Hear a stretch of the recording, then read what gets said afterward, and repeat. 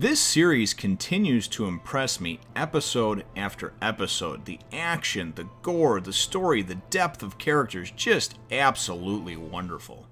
Akame ga Kill, Episode 7, Kill the 3, Part 1. Wow! Can this series get any better? Man. Oh. Well, hello, my brothers and sisters of the Nerd Nation.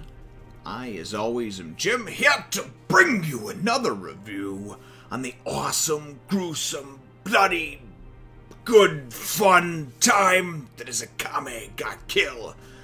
Now, our last episode, of course, saw us being, it really being the most sorrowful and downtrodden one of the season, of the series thus far, at least for me anyway. And then, of course, is that we wound up losing one of our members of Night Raid, Shelly, and unfortunately, like I said, as good as the episode was, that was kind of the down note of it that kind of left everybody in shock and awe. That is how things left off, and things actually pick up. We wind up seeing a little bit of everything actually in this episode. First and foremost, we wind up seeing just kind of the aftermath of Shelly's death and Night Raid, and they're just, for the most part, they're trying to go on like everything is like everything's okay. But mind, you know, it winds up having to reluctantly accept some help from Akame, eating because obviously her arm is broken, constant reminder of what happened, that sort of thing. And there's a really good, really touching scene, I thought, between Tatsume and Akame. Now, Akame just seems like this cold, ruthless killer, you know, that can just sort of put emotions off to the side. And Tatsume kind of says, hey, yeah, you know, it's nice to see you. You're able to deal with this so easily and this and that it doesn't hurt. And she flips her shit on him. And the neat thing about it was it shows the depth of her character. It shows that the character has emotions, and even though she was raised as this killer and this assassin, that they weren't able to completely beat all of the emotion out of her, you know, in service to, you know, to being this assassin, this cold, ruthless assassin. She says that, you know, you do see death all the time, but you never get used to the feeling of it. And I like that, because it wasn't just a cold-hearted, completely mentally checked-out character, and it showed, again, some depth and some range of emotion within that character.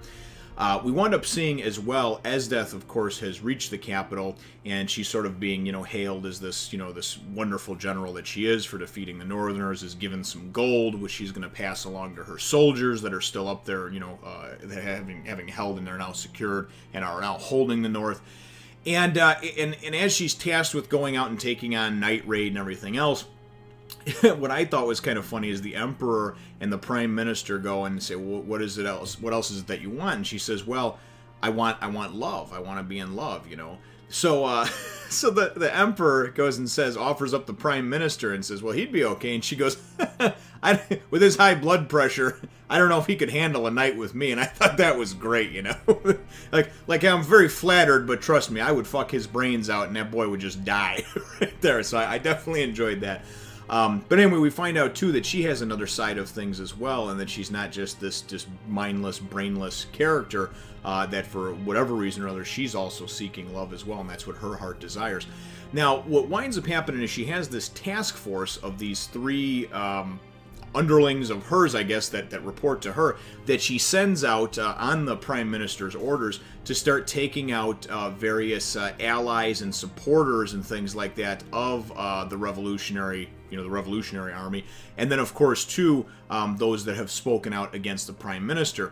And we see these three in action in a bloody, gruesome scene where, you know, there's this girl, and she's talking to her father, and how they're going to go to the capital, they're going to change things, and she's going to protect him, and, you know, she's his warrior daughter and everything, and all of a sudden their wagon is stopped, and these three are standing out there, and one of them's got this huge axe, and Daidara, I think his name is, and this other dude's kind of got this little, like, he's got this little mustache going, looks sort of like some kind of colonel from, like, the Civil War, you know, and then the third is this evil-looking, I believe she's a woman, and with this flute.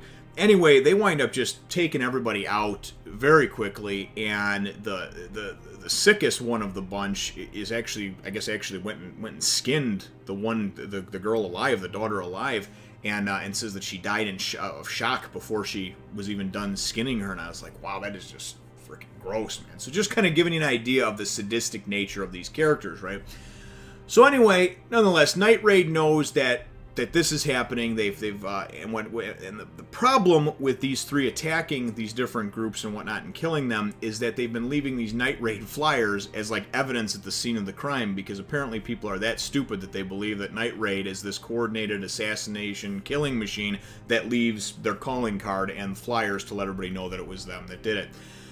Anyway, it makes Night Raid have to be involved. So what they do is Nagenda goes and puts Leone on basically watching Esdeath. You know, do not engage her, just watch her. Watch her movements, try to see if she has any weaknesses, whatever. Gather information and intel, right? So Leone goes, thinks that she can go and, oh, maybe I'll get an opening and be able to attack her.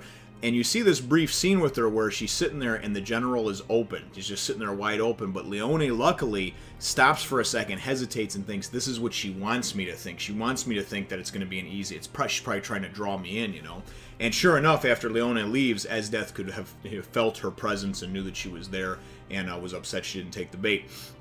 But... really, this episode, though, for me, the shining moment of it is that some of the various Night Raid members get sent off in pairs to go check on these other potential targets, and Tatsumi gets teamed up with Big Bro Bulat, right?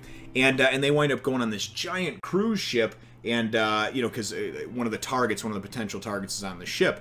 Anyway, the ship winds up escalating very quickly, but prior to that, we find out a little bit about Bulat and his background when he was actually a soldier, you know, for the Imperial Army, right?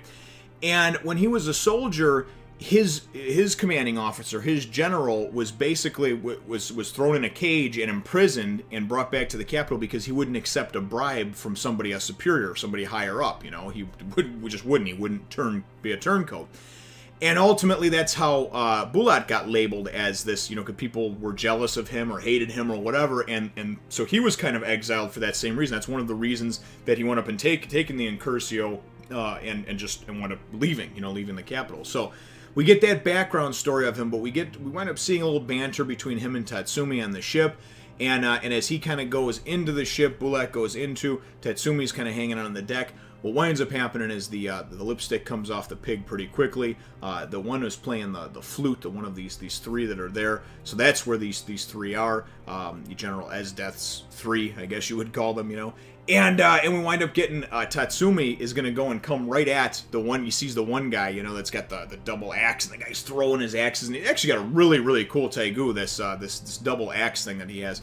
But that's besides the point, man. Front and center, the badass of this whole episode, and probably one of my favorite characters going forward, not just because of the pompadour and everything like that, is going to be Bulat. Because this dude, all of a sudden, as Tatsumi is going to go and come ahead at him and everything else, he taught him earlier in the episode that you got to look at your peripheral, man. You got to look in your surroundings, you got to see what's going on, because you may get jacked up.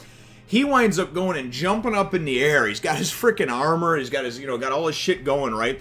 And he winds up going and taking the other two, try to attack him from the side, kind of try to jump, and winds up knocking them back, and then comes down on this dude, this Daidara, this big badass axe-wielding mother effer, and just cuts him in half, right? And you just see, like, the blood, and just his body just split in half, right? And then winds up stunning the other two and knocking him back.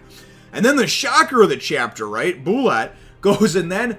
the general, the little mustache toting Civil War looking general or whatever, turns out he's General Liver. Turns out this general, right, was actually Bulat's commanding officer. I believe that was his general before, so I don't know what the hell happened when Bulat wound up leaving and getting exiled and everything else, and why this general is still working for the you know, for the evil empire and all that stuff. Who knows? I just know that this is an edge of your seat. This is a fucking buckle in, man, because it is going to be a ride, you know? It is going to be a ride. And it is so enjoyable and so fun. And the great thing about it is that there's great depth of characters. There's a lot of emotion, things like that. But it's not like a real taxing mentally type of anime where it's real hard to follow along with things. Things are very straightforward. The plot is very good.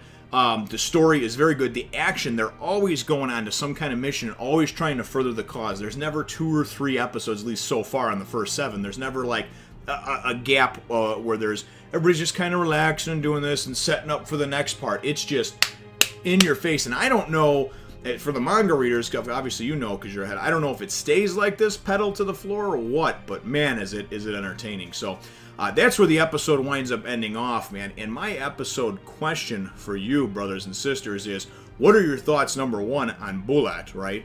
Just seeing him and some of his power in there. And then, two, obviously, you know, out of the three new ones that were introduced now, one of them already got split in half, but which character do you like the most out of these three? I'm assuming that all three over the next couple episodes are going to wind up being killed or wiped out, or at least severely injured. We know one has already gone down, unless the fucker can pull himself back together and resurrect himself. But which of your, you know, those three are your, or I guess would you say your favorite new sort of villain-type character that has been introduced? Leave your answer to those questions in the comments down below. Feel free to hit the thumbs up, the like button if you should think that I deserve it, and subscribe if you haven't done so already. We will look forward to catching all of you in the next one, Nation. Remember to take a look at my other channels, and as always, thanks for watching.